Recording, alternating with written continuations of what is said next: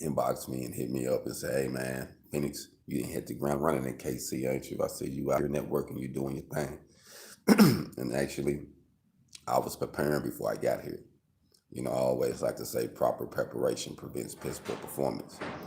I don't think you should move to a city without preparing properly at least 6 months, a year in advance to make it, to make the transition a little better. At least start getting familiar with the city, familiar with where you're going, familiar with the prices in the city, familiar with the people in the city, familiar with the contractors, familiar with the homeowners. You kind of want to spread yourself out there. But what I would say do is how you really hit the ground running is to do ads. Throw some ads out there on your services and your products. Very, very important. And throw the ads on places where people mingle, where people come together and look for things. Like Craigslist is good because people still use Craigslist, but a lot of people use Marketplace too, because they can rate the individual. So Marketplace is now starting to be more of a good hub to meet people because a lot of people go on there to sell and trade. So I think it'd be wise to do that, and that's what I did. In this area, a lot of people do a lot of selling and trading, yard selling. So it was easy for me to put my content and put my skills out there on the front line. So what I did, I formed up a couple different ads and I threw them out there. And honestly, the first round, second round, they ain't do that good. I get a couple hits, just a couple. The third round, the fourth round, I figured it out. You know what I mean? And it got a little better. I actually got one of my ads to run. I think it got like 6,000 hits on it, and this was like in a day or two. So that was like great. And there wasn't no video; it's photos. So that means 6,000 people came and checked it out, and then it said I think 90 people saved the ad, and then 30 or 40 people shared the ad. You see what I'm saying, with their friends. So it just shows me how it's all on how you network and how you put yourself out there and how you spread your brand. And there is guidelines when you're doing that, using that book. So make sure you go by the guidelines because they'll take your stuff down. I had that, happen to me, trying to figure out how certain people got certain ads up. So you have to check out the wording. The wording is very, very key. So I would just say, man, proper preparation prevents piss poor performance. Don't take no for an answer. I have had a lot of people who probably from here. When I said I was coming, like, oh yeah, if he gonna come, he gonna see how he gonna struggle with this and this. And, it's gonna be a struggle anywhere you go. But I refuse to take no for an answer. And I can say this too: me preparing properly has allowed me to sit amongst kings. I said that in a video on how your skills will sit you amongst kings or sit you with kings. Um, and the kings are people who run stuff, owners of the company. You ain't talking to the manager who represent the owner. You're talking to the owner. You know what I mean? That way, the relationship is even different. Like I can't even tell you the response I have got talking with the owners versus talking to the employees about trying to talk to the owner. It's almost like pulling teeth. You know what I mean? Because they feel like, he won't like this, or nah, they won't go. And then I actually had, I'm gonna tell you what happened to me. I was going to a client's location to uh, to advertise and to see if I can get some work. So I can get some work on my products and see if I can sell some of them.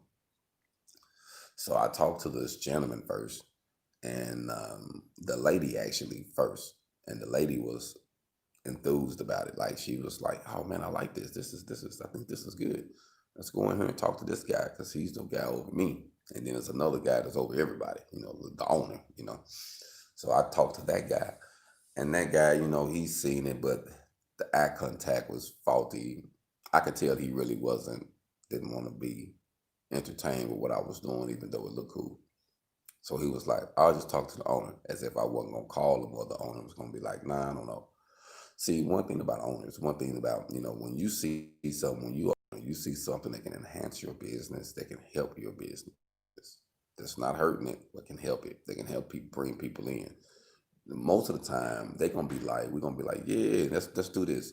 But a regular worker won't look at it like that. They're gonna even look like you're trying to step on their toes, or you're gonna be in a way, or they don't look at things the same. So just remember that when you striving to be independent and you getting yourself together, like people gonna have a different outlook and perspective on you being independent. You see what I'm saying? Like they gonna feel like you shouldn't do it, or maybe something going on, something slick. It's just, man.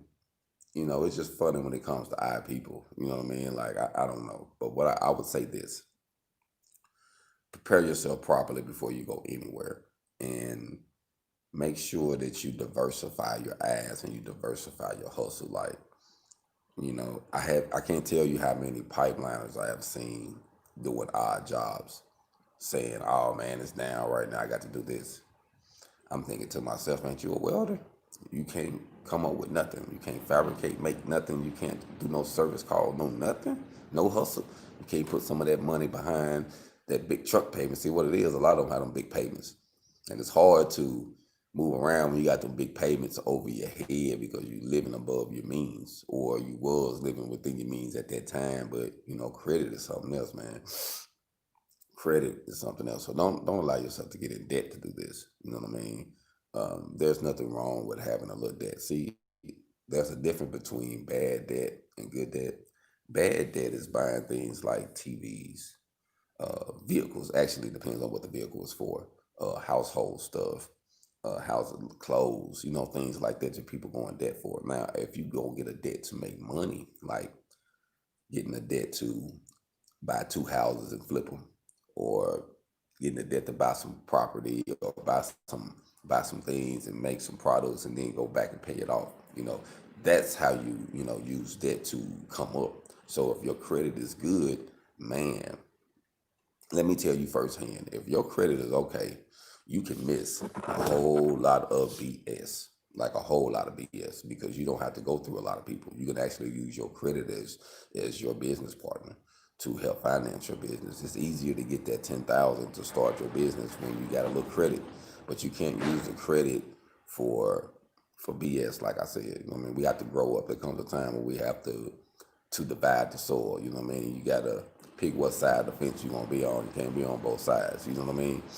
So I feel like me being able to come to OKC like I am, and networking and meeting people, man, I'm just hitting the ground running. And I was preparing before I got here. And like I say, I take no for answer, man. I'm knocking on doors. I'm passing out cards. And like I say, I'm running around. I'm running across Kings owners, and it's kind of ironic the way it's happening. But I think it's all go off of work ethics. People respect real work ethics, real drive. Someone that's really trying to do something. You know what I mean? And I think that helps me a lot because people can see it. Like I think those that have that drive or want that drive, they can see it in us. I just made my coffee, so I kind of still kind of hot, real. But I just want to come to you and talk to you about hitting the ground running, man. Um, Utilize the skills that you have, and if you don't know something, find out. Don't be intimidated or afraid to spend your money, because I have spent my money. Like I have spent money. You know what I mean? That's why I try to break that curse of people thinking that you're gonna jump into this without spending nothing. Because it is what it is. That's why I have consultations, honestly, so that way I can save you. Not it ain't just for me. You know what I mean? I want to get compensated for my time, but it's not just for me. It's to help you save, but keep from getting a headache. So if I can give you a consultation, or you'll be a part of the group, the lifetime consultation group, where we always, as I grow, you grow. I think that is wise because, you know, I only wish I had someone that could just give me the game. Oh, no, I don't do this. Here, go. I don't do that. Or, oh, yeah, invest in this. This is a good move. Sometimes we just need the counseling. You know, um, it's a wise, some wise man and some scriptures that says that him that seek counsel is wise. Um, him who has many counselors will receive the right approach to a situation, or get that right direction you need to go in. You know what I'm saying? So I don't think you shouldn't have counselors. I think you should have people that you look up to. They got the information. Either you can buy it from them, or you can find time to ask them, hey man, ask them advice on the situation, because it's real out here. And I think that time is too precious and too valuable in our lives for us to just fly about things on our seat of our pants and just say, oh, I get it eventually. Oh, I figure this out. Oh, I'm slick. I can get it this way. You wasting a lot of time trying to be slick, trying to be this. Nah, go on and get what you need. Pay for what you need. Get what you need. Grind hard and just make it happen. But you're not going to hit the ground running if you don't prepare yourself properly. If you're not willing to stand alone, you know what I mean? Like a lot of times you see me alone, because you learn as you grow, your circle gets smaller, because you tend to see that the people that you're calling friends, really it wasn't your friends. A lot of times people will be around you because you have stuff to offer them. And once you cut that off, they don't really want to mess with you no more because you're not offering them anything. You know what I'm saying? So people are a trip, man. But I would say guard your heart. You know, there's a scripture to say guard your heart, man. And I remember reading it a long time ago. I didn't really know what it meant, the fully understanding of it. But it said, guard your heart, because out of it comes the issues of life. We deal with things from our heart. We deal with things that touches us and affect us in major ways sometimes. So we have to protect ourselves to, not let certain people get in, because it can be dangerous to our hearts, because we know if certain people get their heart affected in certain ways, they give up, they lose faith, they go off the deep end, you know what I mean? So I just want to say, keep your faith in this game. Keep your heart, because people, don't be so trustworthy. You know what I mean? Don't let the contractors promise you the stars and the moon, because they'll tell you anything to get their job done. A customer will tell you anything. You know, I had a customer get mad at me, actually, that called me to do some work, and got upset that I told him I'm charging him a service call to come out there. Oh, you gonna charge me? Yeah, I'm gonna charge you. You know what I'm saying? What you think I'm not? I said, go call another company and see what they're gonna tell you. I said, I can give you a free or a free estimate over the phone, which I did. I told him, hey man, this is gonna be around this time. Then once I get out there, it might be worse, because a lot of people, they'll tell you, oh, they're just 30-minute jobs, hour job. You get out this 8 hours. Like, I can't tell you how many times I did shit like that. People say, so I don't let that. Before I move, I'm gonna make sure that that is an understanding between both parties. My service call covers me, and then it also goes back to them if they let me do the work, so they get a portion of it back, not all of it, because they got to pay for my gas and travel, and then the other percentage of it goes towards the job if I do it, but that covers me. See, that's how I learned to have skin in the game, and that's what I meant by have skin in the game when you're dealing with people. Make sure it's on an equal playing field. Make sure that if you giving this, they giving something. You see what I'm saying? Where it's equal. So that way, both of y'all are in this thing together, but you don't want to jump into the relationship or jump into this business thing, and it's one sided. He got more control. You see what I'm saying? Because you bring in your service. Just think, you can run around town all day, a week for weeks, trying to be your jobs, giving the information out, telling them how to do the job, this and this, you losing money, gas, you still trying to make up. You ain't got to do all that. I would rather do what I got to do now. Certain ones that you don't charge a certain call service charge, because it's like a business deal where you got to go out here and meet them on some stuff. You're like, all right, now these you have to determine who to charge, who not to charge. When it's a personal individual and it's a service, you charge. If it's a business opportunity, you don't charge on that. Like, say if I went to go holler at these container people to go buy a container for a client, and they gave me some decent prices. Well, while I was out there getting this container lined out for a client, the guy was like, "Oh man, you do this, man. You should. Hey, let me give you this card. We'll sell you some containers at a good price. That way you can make some money. If you want to be an agent, just help us out." I said, "Yeah, hell yeah." So now I'm helping them sell containers to my clients, which I can give, people a little better deal than what you get if you go up there. Plus, I can be able to make money, and then I'm buying containers from them. So it's like a win-win. He's seeing the benefit in what I do, and then, but while I was doing that, that's when the Modifications came up because, oh, what you do? And I showed him some pictures and we got to talk. And then he got an email and check this out, which I didn't know. Someone sent him the link of the ad that I put up about the modifications. So he had already had an ad that I had posted about modifications, showing containers, me doing different things.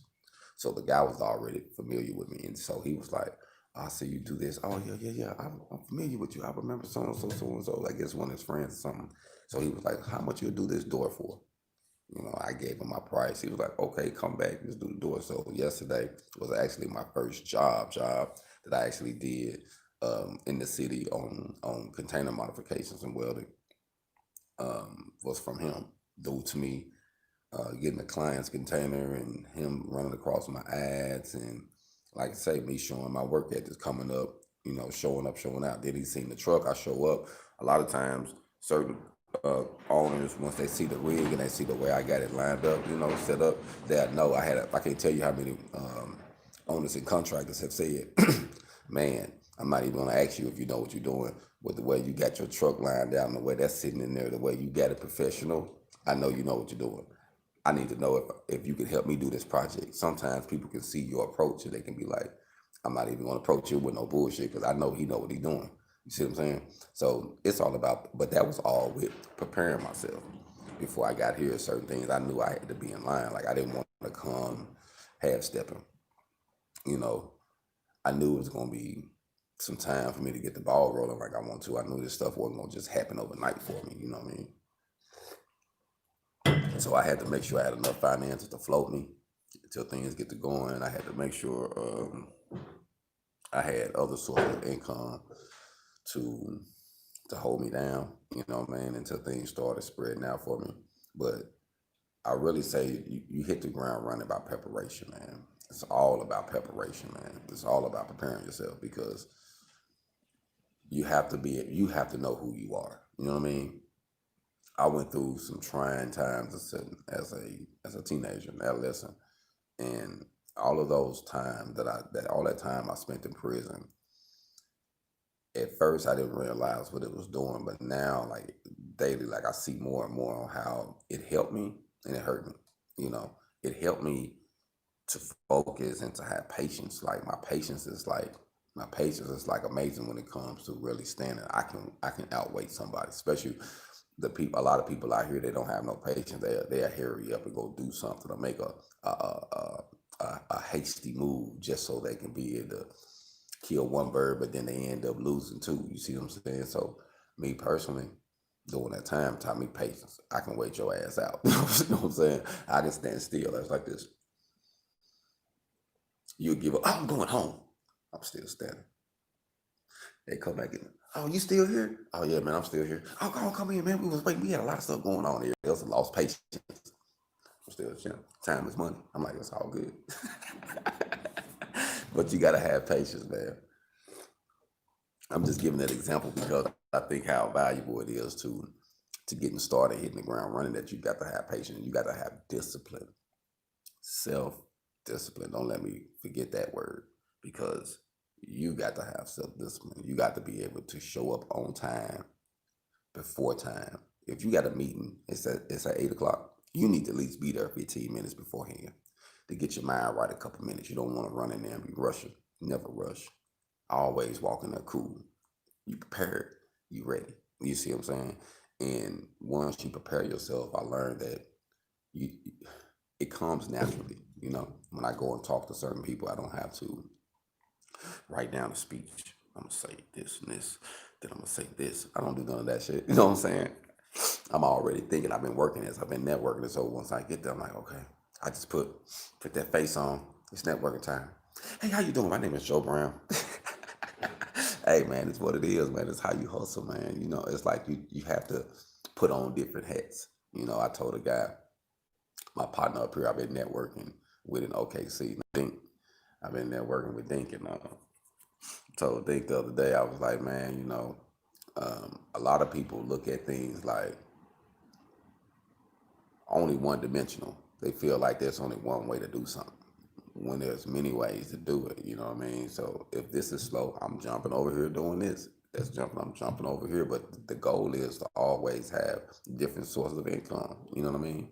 And not despise and just because you're not welding doesn't mean you're not making good money. You see what I'm saying? And sometimes just because you're welding doesn't mean you're making good money. So, there's it's a balance to it. You know what I mean? But I just think that we have to have that self discipline, man. That self discipline to stand alone, because that's going to be a key.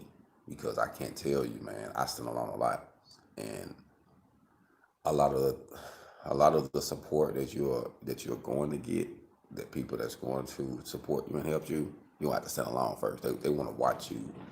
They want to watch you create it yourself. If you say this is that valuable, let me see you put your money behind it. Let me see you put your time in it. Don't just come over here and want my money, want me to invest in it. How have you invested? Let me see how much money have you put in it. You see what I'm saying? And that's what people tend to do, man. We want these angel tree investors like my guy from Alabama.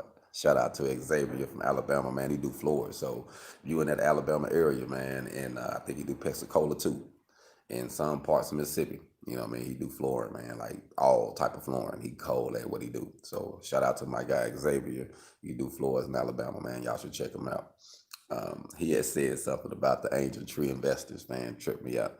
He was like, man, people want you to invest in their dreams and their goals and what they got going on, but they ain't investing in it. He said he asked the person, so what have you done? And let me see what you got. Just on some honest, real stuff. They're like, oh, what you trying to say? Well, I'm just trying to see what you got going. How much have you invested in it? So you haven't invested nothing in it but the thought and the idea, but you want someone else to put money behind it. I'm gonna tell you what, the person that puts money behind your idea and you're not willing to, they gonna eat a whole lot more than you are. Probably like 80%. No BS. So if you put yourself out there, you're gonna get took advantage of. The celebrities, the artists that we respect, that we look up to, do you know they ain't making no money? They got that image, they get that pedestal. But they ain't eating like, we think they're eating. They just in a spot there where they ain't close to us. They out there with them. You know what I mean? But they ain't eating like you thinking. I mean, I done had many artists that I done network with, and I'm thinking they winning, they ain't even winning. I'm like, man, you know what I mean? So I had met some artists that I thought was eating that wasn't really eating. So it's, don't let the deception get you. Just because someone in a certain position don't mean they doing better than you are. You might be doing 10 times better than them. You know what I mean? But I just wanted to say, man, to my folks on the grind, I know it's early. Today I got a few things I got to do. I got some meetings today. I got to do with the bank and just try to get a few things lined out. Trying to get more established in the city.